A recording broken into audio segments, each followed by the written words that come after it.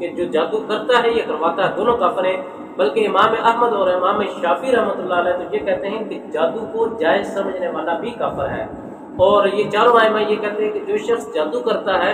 اس کو قتل کر دیا جائے۔ وَيُفَرِّقُونَ بِهِ بَيْنَ الْمَرْءِ وَزَوْجِهِ، کہ جو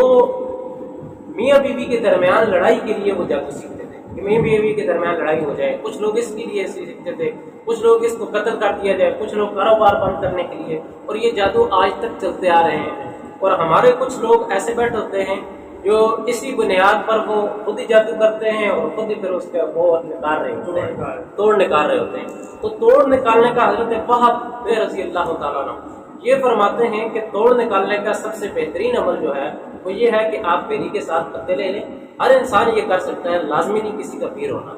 آپ بیری کے پتے لے لیں، ان بیری کے پتوں کو پتھر کے اوپر رکھ کر آپ اس کو پیس لیں۔